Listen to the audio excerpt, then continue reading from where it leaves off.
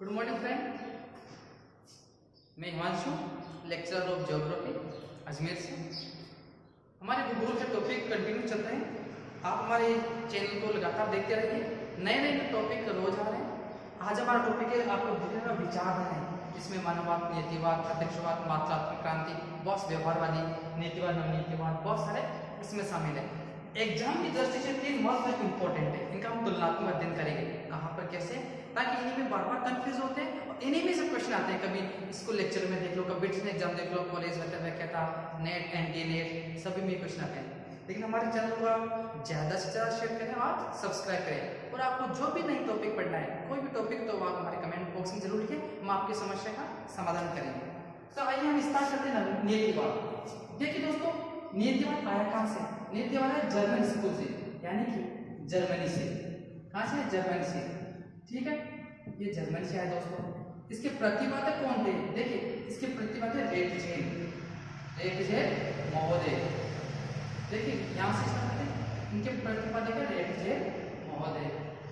रेटजेर महोदय ध्यान रखिएगा, जो आधुनिक भूगोल के पिता हैं। कौन? आधुनिक भूगोल के पिता। आधुनिक भूगोल के पिता कौन? रेटजेर।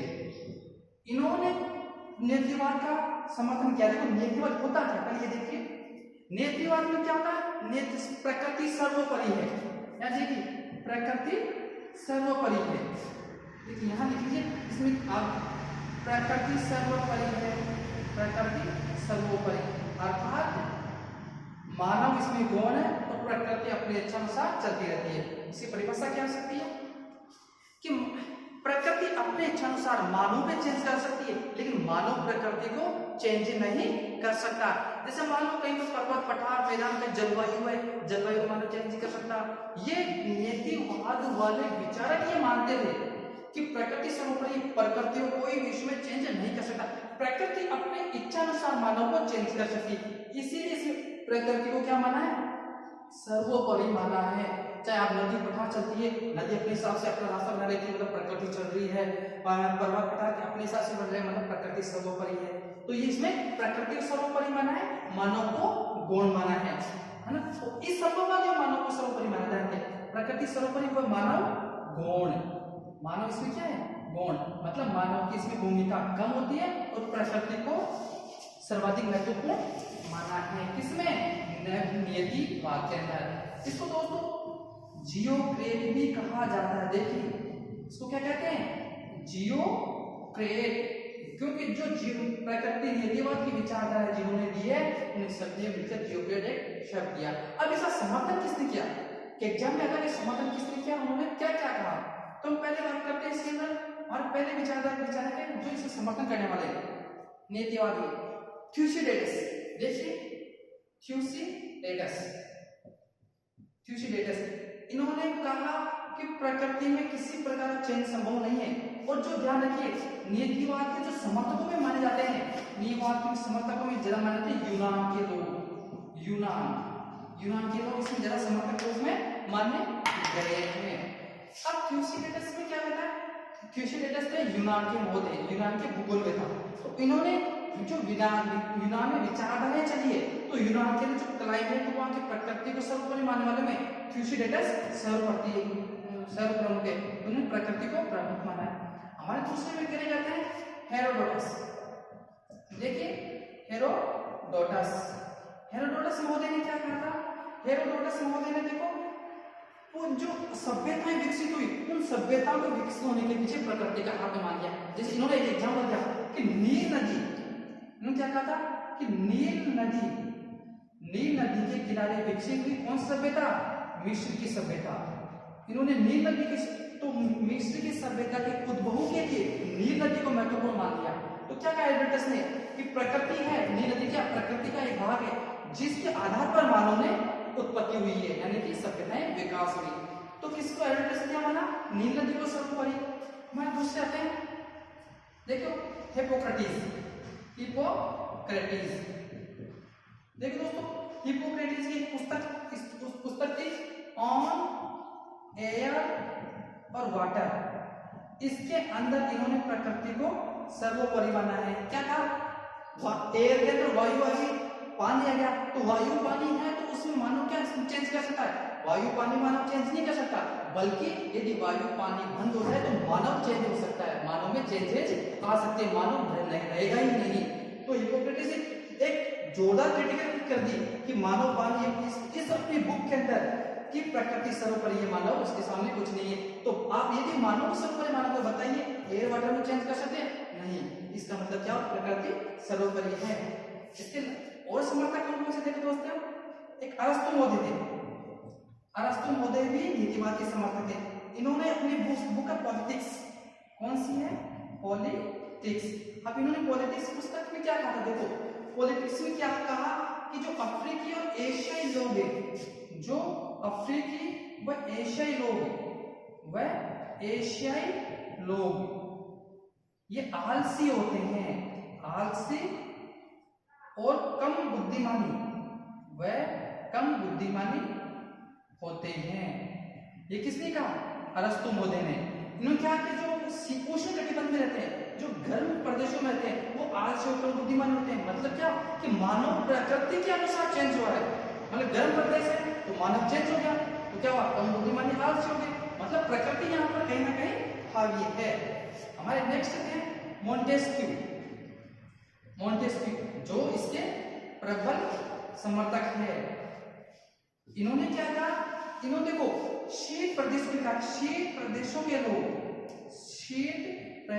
लोग क्या है? बुद्धिमानी है और मेहनती भी है। क्या है? बुद्धिमानी है, मेहनती। ये किसने कहा? ये कहा मोंटेस्क्यू महोदय ने। अब देखिए चेंज किया। अरस्तु ने कहा कि जो उष्ण कटिबंधीय काली प्रदेशों में है वो तो आलसी और कम बुद्धिमानी है, और वही मोंटेस्क्यू ने क्या कहा? शीत प्रदेशों में रहते हैं, बुद्धिमानी मेहनती है। मतलब यहाँ भी पर्यावरण हावी हो गया, यहाँ भी नीतिवाद की परिकल्पना लागू हो रही है। ठीक है, हमारे नेक्स्ट पे देखिए एडमंड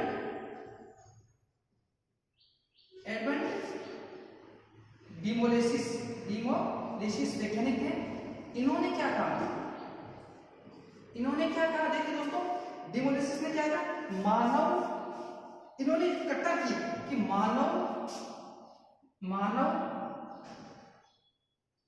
को प्रकृति चेंज कर सकती है, या मानव को प्रभावित करता कौन? पर्यावरण। मानव को प्रभावित करता है पर्यावरण। ये इन्होंने कहा प्रभावित पर्यावरण करता है। किसने कहा? एडमंड डिमोलिसिस। तो ये कितने कट्टर है कि मानव को प्रभावित पर्यावरण अपने हिसाब से प्रभावित कर सकता है, प्रकृति अपने हिसाब से चेंज कर सकती है। किसको? मानव को।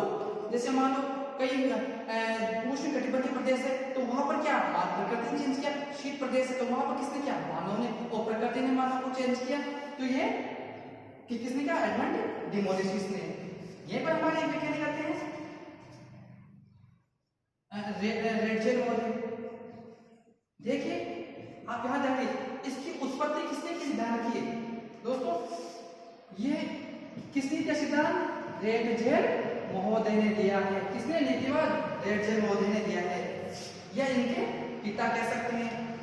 तो रेडजेल महोदय क्या बोलते हैं? रेडजेल ने पूर्ण समर्थन किया नीतिवाद, इसकी उत्पत्ति ही नीतिवाद की रेडजेल महोदय से मानी जाती है, जो कि आधुनिक भूगोल के पिता भी हैं। क्या है? आधुनिक भूगोल के पिता कौन है? रेडजेल महोदय। इन्होंने एक संकल्पना दी थी, लेबनसम संकल्पना। ध्यान रखिए, लेबनसम संकल्पना दी थी, जिसका अर्थ है जीवों के रहने का स्थान, जीवों के रहने का स्थान। ये पुस्तक इन्होंने रेडजेल ने काफी कौन सी पुस्तक मिली दोस्तों? देखिए इन्होंने कौन सी पुस्तक लिखी थी? इनकी पुस्तक थी, यहां ध्यान रखिए, रेडजेल की पुस्तक थी एंथ्रोपोजियोग्राफी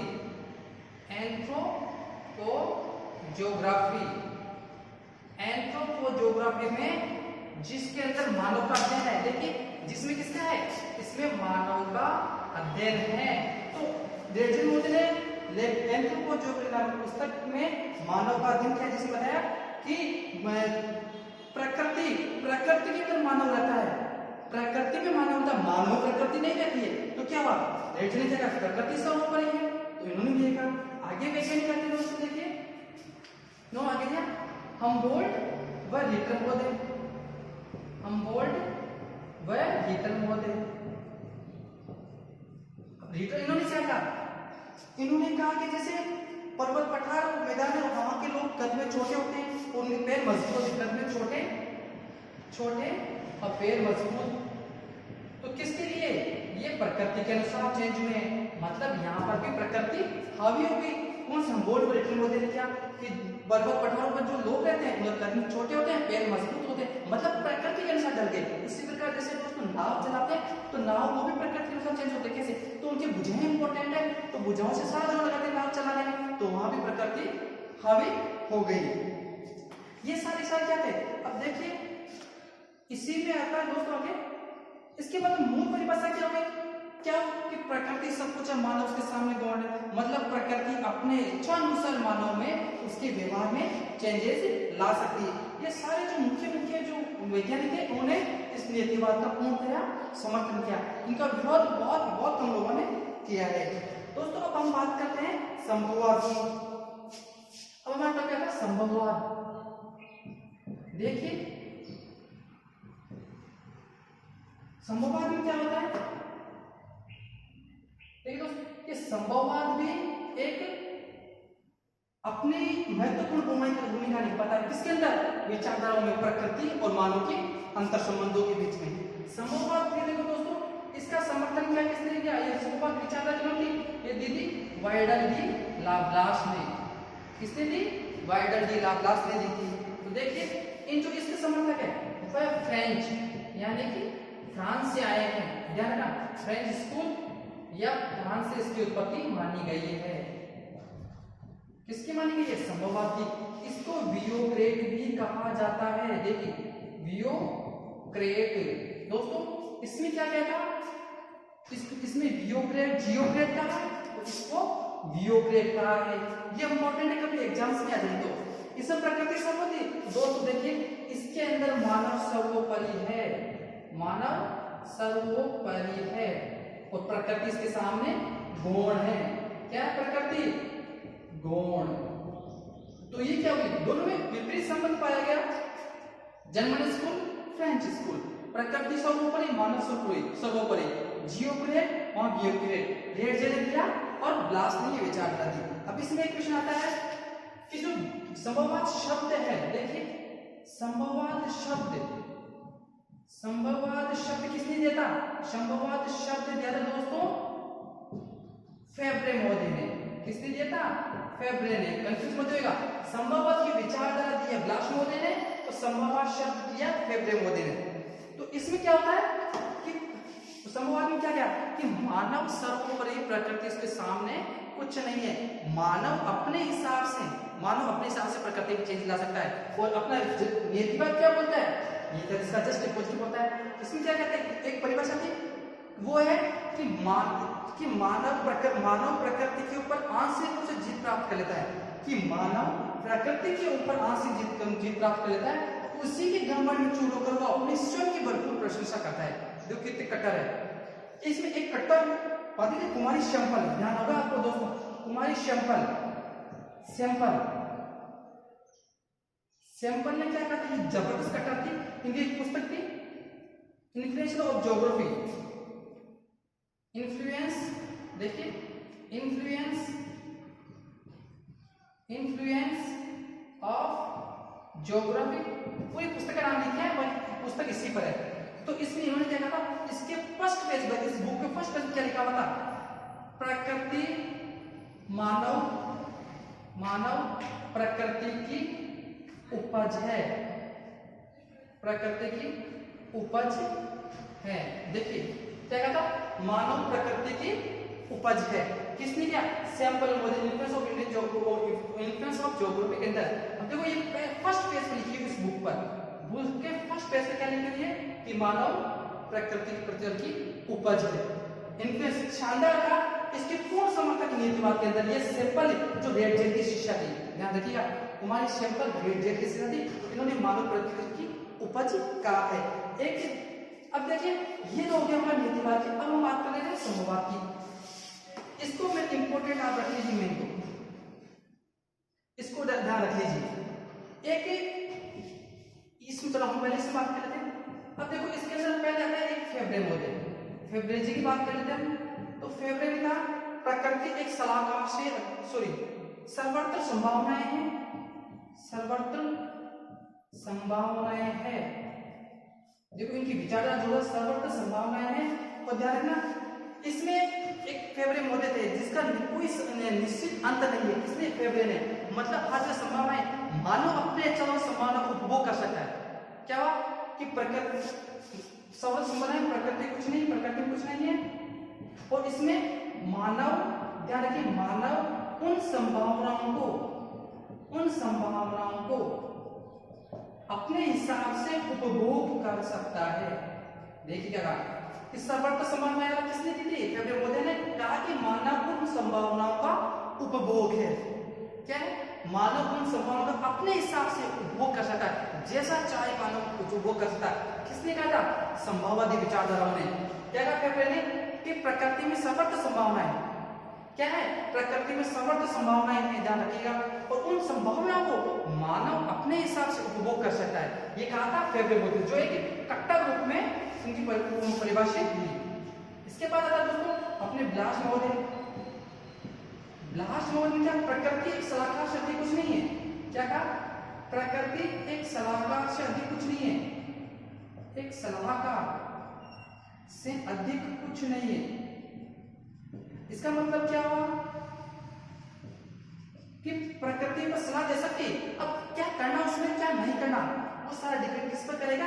मानव के ऊपर। कि मानव अपने हिसाब से कार्य कर सकता है। सिर्फ प्रकृति बोल सकती है हाँ ऐसा है, ऐसा सजेस्ट के रूप में प्रकृति है, बाकी इसके अलावा कुछ नहीं कर सकती। ये दोनों की इतनी कट्टर परिभाषा है कि संभववाद के समर्थन में। उसी प्रकार सैंपल की मानव पृथ्वी तल की उपज है, मानव प्रकृति की पृथ्वी तल की उपज है।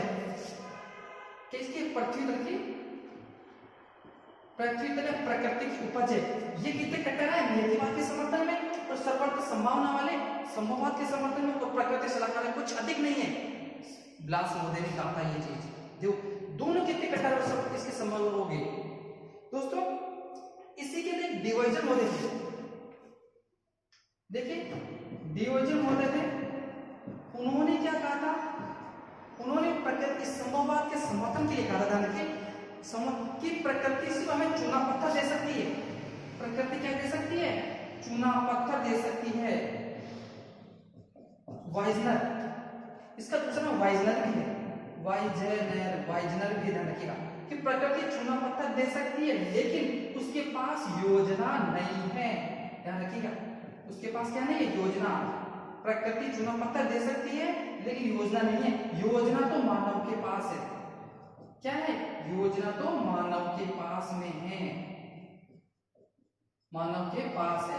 देखो ये भी कितनी जोरदार बात कही है। वाइसनर ने क्या कहा कि प्रकृति क्या मिट्टी दे देगी, पेड़ पौधे देगी, लकड़ी दे देगी, चूना दे देगी, पत्थर दे देगी, ये दे देगी, लेकिन योजना क्या करना है, क्या नहीं करना, वो प्रकृति नहीं कह सकती। वो चीज अपने दिमाग से, मानव अपने दिमाग से कार्य करता है कि उसमें क्या करना है और क्या नहीं करना है। उसी प्रकार इसी के समर्थक के रूप में ईशा बोमेन इन्होंने भी इसका समर्थन किया अपनी कौन सी न्यू वर्ल्ड बुक के अंदर। न्यू वर्ल्ड बुक में भी इन्होंने ईशा बोमेन ने अपना समर्थन किया। किसका? क्या? संभावनावाद को। अब ये चीजें कही। अब इसी में देखिए संभववाद में इसमें आपको तुलनात्मक अध्ययन दिया गया। अब इसमें प्रकृति मानव को मान दिया है, सर्वत्र संभावनाएं और प्रकृति की सलाहकार से अधिक कुछ नहीं है। ये दो विचारधाराएं संभववाद को पूर्णतः समर्थन करती है। अब हम बात करते हैं तीसरी विचारधारा दोस्तों, नवनियतिवाद। नवनियतिवाद देखिए इसको भी अनेक नाम से जान सकते हैं। इसको जानते हैं पर्यावरणीय नीतिवाद और पर्यावरण नीतिवाद और वैज्ञानिक, उसको जानते हैं वैज्ञानिक नीतिवाद। देखिए आगे हम बात करते हैं नीतिवाद की। इसमें क्या होता है? ये पूरे विश्व की देन है। ध्यान रखिए पूरे विश्व सभी में मिलजुल कर ये परिभाषा दी, ये विचारधारा दी। इसको ये सर्वप्रथम, इसको दूसरा नाम है रुको व जाओ नीतिवाद। रुको व जाओ नीतिवाद। कौन सी? नवनीतिवाद को। इसको नियो डिटरमिनिस्ट भी बोलते हैं, ध्यान रखिए। इसको रुको जाओ नियतिवाद भी बोल सकते हैं, या स्टॉप एंड गो डिटरमिनिस्ट भी इसको बोल सकते हैं, नव नियतिवाद को। इसके समर्थक कौन है? इसके समर्थक है ग्रिफिथ टेलर महोदय साहब है। इन्होंने क्या कहा इसके लिए कि मानव प्रकृति दोनों एक दूसरे के पूरक है। क्या कहा? मानव प्रकृति पूरक है, मानव व प्रकृति एक दूसरे के पूरक है। ध्यान रखिए दोस्तों, क्या है? पूरक। अर्थात मानव ना तो परिवर्तित ज्यादा चेंजेस ला सकता है, ना प्रकृति मानव में चेंजेस ला सकती है। मतलब मानव अपने हिसाब से प्रकृति को चेंज कर सकता है, प्रकृति अपने हिसाब से मानव को चेंज करती है। मतलब मानव के बिना प्रकृति नहीं हो सकती और प्रकृति बिना मानव असंभव है। ये दोनों एक दूसरे के पैरेलल है। मतलब क्या हुआ? नव नियतिवाद विचारधारा में नियतिवाद और समवाद को शामिल करके इतनी से नव नियतिवाद विचारधारा दी गई है। कौन सी? रुको जाओ या तो उसको ग्रिफिथ टेलर ने दी है। तो मानव प्रकृति एक दूसरे के पूरक है, मतलब प्रकृति सर्वोपरि नहीं है, मानव भी सर्वोपरि नहीं है, और दोनों सर्वोपरि भी है नहीं भी। कहने का मतलब समझ गए होंगे आप कि यहाँ दोनों एक दूसरे के पूरक है, एक दूसरे के बिना ही कुछ भी कर नहीं सकते। नवनीतिवाद, इसको रुको जाओ नीतिवाद भी कहते हैं, ग्रिफिथ टेलर ने शब्द किया है, और ये आपको समझ में आ गया। अब दोस्तों इसी से संबंधित कुछ विचारधारा और है, मैं उनके नाम लिख देता हूँ, आप यहाँ देखिए। जैसे प्रसंभव्यवाद, प्रसंभव्यवाद, प्रसंभव्यवाद किन्होंने दी है? ये दी थी OH स्पेड महोदय ने, स्पेड महोदय ने। किसने ये दी? और ध्यान इसका समर्थन किया था, समर्थन किया। देखो एक चीज इसमें ध्यान रखिए, हेकल महोदय, हेकल महोदय, हेकल महोदय ने क्या कि मानव धरातल की मानव, हेकल महोदय ने किसका समर्थन किया? ध्यान रखिएगा, किसका? नीतिवाद का। ये चीज आपको पता चलेगा। अपनी पुस्तक थी इकोलॉजी, इकोलॉजी, इस इकोलॉजी पुस्तक में नीतिवाद का इन्होंने समर्थन किया।